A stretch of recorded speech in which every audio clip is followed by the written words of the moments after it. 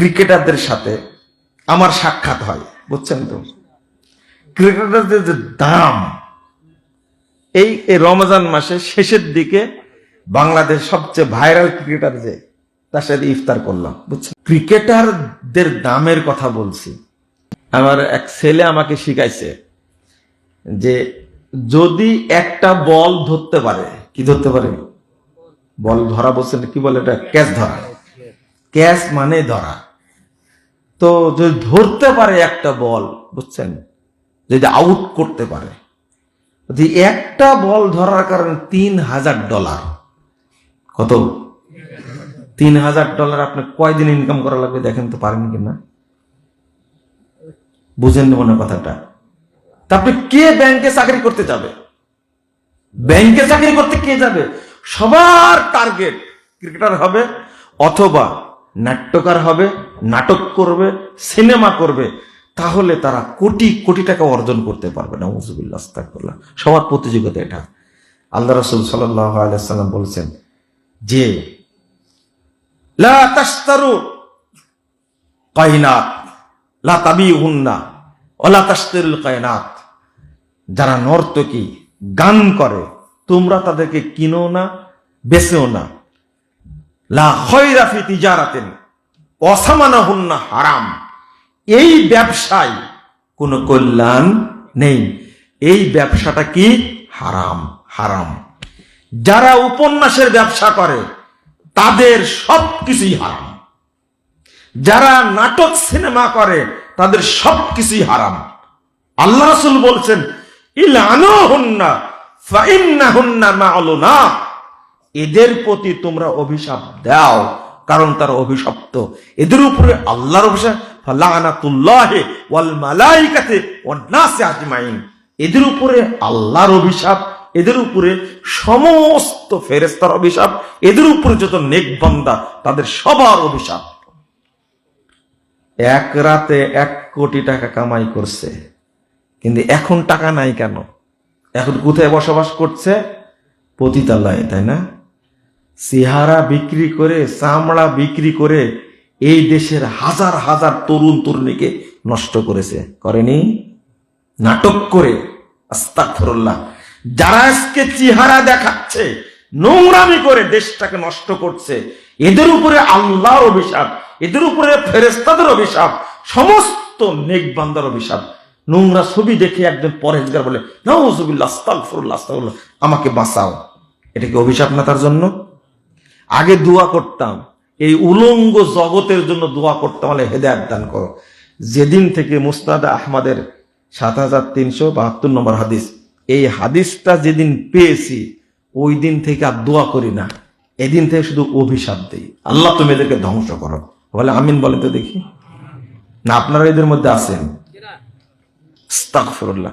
আল্লাহর রাসূলের নির্দেশ ইলআনুহুন্না ফাইন্নাহুন্না মা'লুনাত, পুরুষের চেহারা দেখে মানুষ প্রতারিত হয় না, বরং নারীর উলঙ্গ চেহারা দেখে বেশি প্রতারিত হয়। আপনি কি ভাবতে পারেন মুসলিম তরুণ, মুসলিম দেশে, বাংলাদেশের যে বেহায়া মহিলাটা নাকি বেশি খারাপ, বেশি উলঙ্গ, বেশি ন্যাংটা, ওর ফলোয়ার নাকি সবচেয়ে বেশি। এর ফলোয়ার কারা? কারা এর ফলোয়ার? তোমরা, এই যুবক ছেলে, তোমরা এই ফলোয়ার। তোমার লজ্জাও নাই, হুঁশও নাই, বিবেকও নাই, বুদ্ধিও নাই। আমি কি এমনি বললাম তোমার চোখে শয়তান পেশাব করে চোখ নষ্ট করে দিয়েছে? আমি কি এমনি বললাম? বলার কারণই এটা। এই উলঙ্গ মহিলার ফলোয়ার হতে হবে কেন তোমাকে? তোমার ইজ্জত নাই, তোমার সম্মান নাই। বাংলাদেশটা এখন সবচেয়ে জেনা করার, ধর্ষণ করার নিরাপদ দেশ এখন, জানেন আপনারা? যদিও এদেশের প্রধানমন্ত্রী মহিলা, যদিও প্রধানমন্ত্রী বিরোধী দলের নেত্রী মহিলা, মহিলাদের দাপটে ঢাকা, এমপি, মন্ত্রী, প্রধানমন্ত্রী সব মহিলা, কিন্তু ধর্ষণ করার নিরাপদ জায়গাও এই বাংলাদেশটা। কথা বুঝলেন না মনে হয়, তাই না? এগুলো কি বুঝবেন আপনারা? এগুলো কি বুঝার সময় আছে? এই ইন্টারনেট, ফেসবুক, যারা তাকওয়াশীল মানুষ, ইমানদার মানুষ, সে কখনো ফেসবুক চালাতে পারে না। ফেসবুক চালালেই, আপনি অন করলেই যদি একটা উলঙ্গ ল্যাংটা মহিলার ছবি আসে, এটা তো আসবেই, তা আসবে না? আসবে। এটা তো আসলেই আপনার তাকওয়া থাকবে? পিছন দিয়ে বেরিয়ে যাবে, তাকওয়া থাকবে না। তা আপনি কিভাবে ফেসবুক চালান?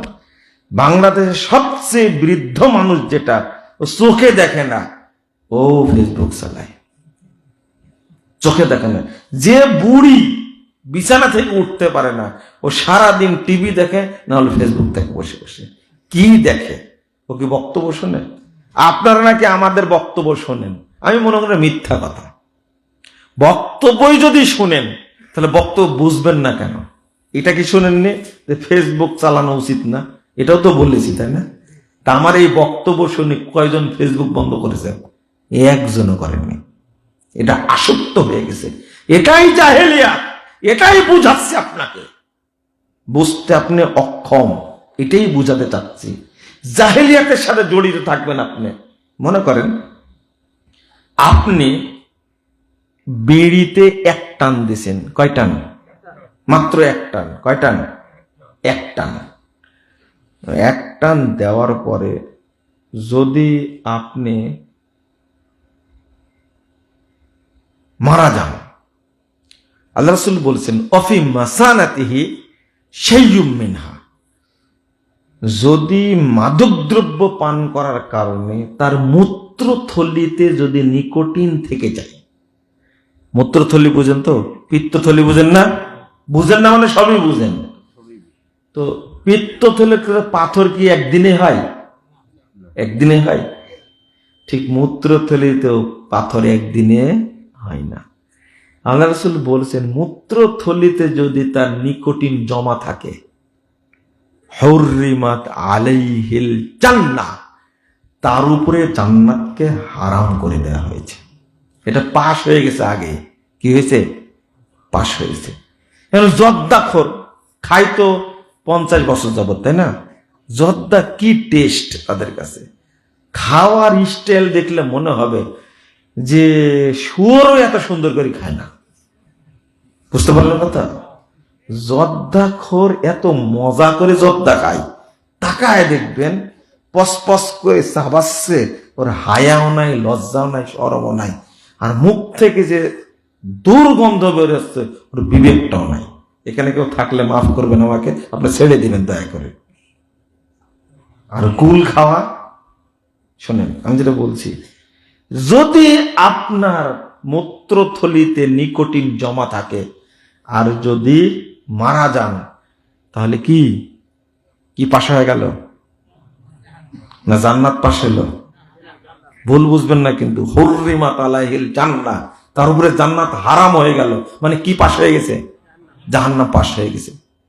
এক, আল্লাহ রাসূল বলছেন ওমা মাতা ফিল আরবাইন, আর নিকোটিন জমা থাকাটার পরে যদি 40 দিনের মধ্যে মরে যায়, মাতা মিতাতান জাহেলিয়া, তাহলে সে অমুসলিম অবস্থায় মারা গেল। আমার এক ছাত্র বলছে যে উস্তাদ জি, একটা হাদিস আসছে যে ব্যক্তি নেশা জাতীয় দ্রব্য খায় সে তার মায়ের সাথেও জেনা করে, ফুপুর সাথেও করে, খালার সাথেও করে। এটা কি সহি? আমি বললাম যে হাদিস তো সহি, কি সমস্যা তোমার? তুমি সি সি সি সি, শুনতেই খারাপ লাগতেছে, এই হাদিস সহি। হ্যাঁ, যে বিড়ি খায়, আমরা যে পাগল, সুদ খাচ্ছে 50 বছর যাবত, তাই কিছু মনে করে না। এই হাদিস তো জানে যে সুদ যে খায় মায়ের সাথে জেনা করে, শোনে না? এটা তো ছাড়ে না 50 বছর যাবত, আর তুমি এই হাদিস বললে ছাড়বে? মায়ের সাথে জেনা, ফুপুর সাথে, খালার সাথে কোনো জেনা, এটা কোনো ব্যাপার হলো ওদের জন্য? বিড়ি খরের জন্য এটা কোনো ব্যাপার হলো? বলেন তো দেখি। আমার ছাত্র আশ্চর্য। আমি বলছি বেকুবে এইটা বুঝো, মাতা ফিল আরবাইন মাতা মিতাতান জাহেলিয়া। আরে যে 40 দিনের যদি মধ্যে মারা যাবে সে অমুসলিম হয়ে মারা যাবে, এইটা তার কাছে বড় বিষয় না। বড় বিষয় কি? মায়ের সাথে জেনা বড় বিষয়। আচ্ছা কোনটা বেশি খারাপ?